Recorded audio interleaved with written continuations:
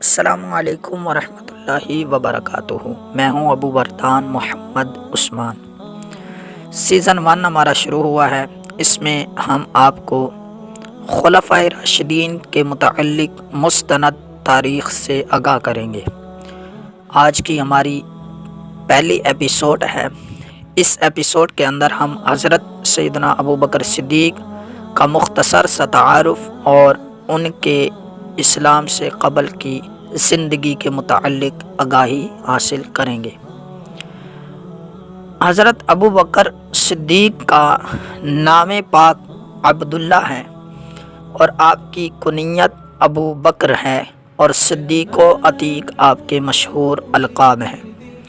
آپ کے والد کا نام عثمان، کنیت ابو قحافہ، اور آپ کی والدہ کا نام سلمہ جن کی کنیت ام الخیر ہے۔ آپ کا سلسلہ نسب 7ویں پشت سے مرہ بن کعب پر حضور صلی اللہ علیہ وآلہ وسلم کے شجرہ نسب سے مل جاتا ہے۔ آپ رضی اللہ تعالیٰ عنہ واقعہ فیل کے قریباً 2.5 برس بعد مکہ شریف میں پیدا ہوئے۔ زمانہ جاہلیت میں بھی آپ رضی اللہ تعالیٰ عنہ نے کبھی بت پرستی نہیں کی۔ آپ کا اس طرح کا ایک واقعہ ملتا ہے جب آپ کی عمر 15 برس کی ہوئی۔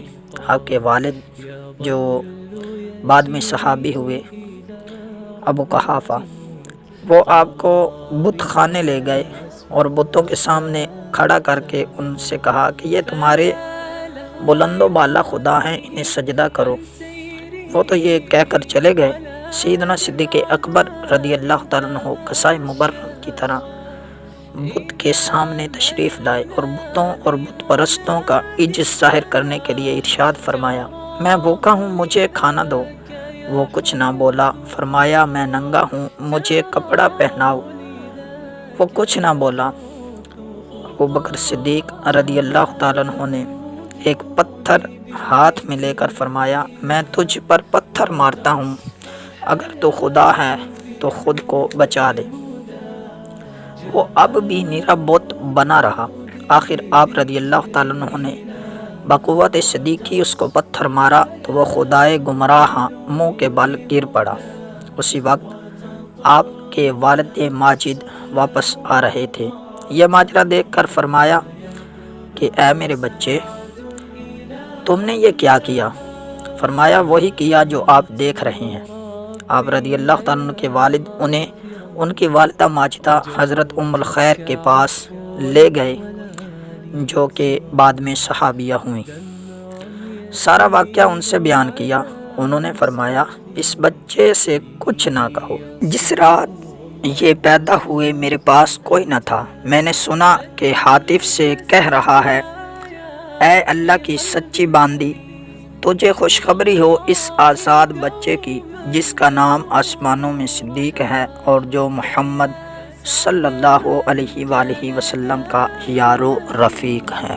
زمانہ جاہلیت میں حضرت ابو بکر صدیق رضی اللہ تعالیٰ عنہ اپنی برادری میں سب سے زیادہ مالدار تھے، مروت و احسان کا مجسمہ تھے، قوم میں بہت معزز سمجھے جاتے تھے۔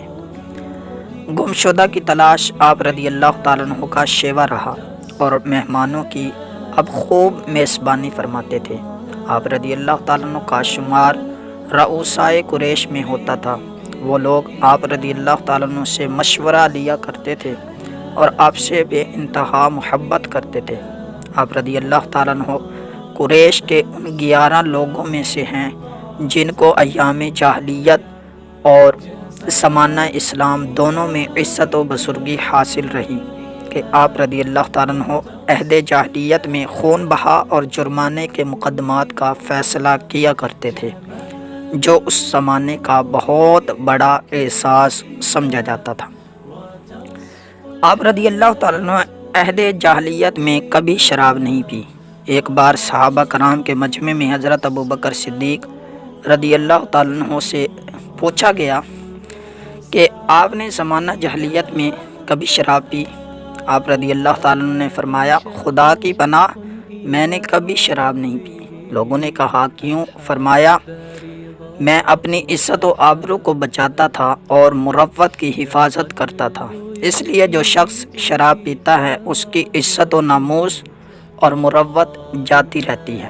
اس بات کی خبر حضور رحمت عالم صلی اللہ علیہ وآلہ وسلم کو پہنچی تو آپ صلی اللہ علیہ وآلہ وسلم نے 2 بار فرمایا، ابو بکر نے سچ کہا، ابو بکر نے سچ کہا۔ آپ کا حلیہ مبارک۔ ایک شخص نے حضرت عائشہ رضی اللہ تعالیٰ عنہا سے عرض کی کہ آپ ہم سے حضرت ابو بکر صدیق رضی اللہ تعالیٰ عنہ کا سراپا اور حلیہ بیان فرمائیں۔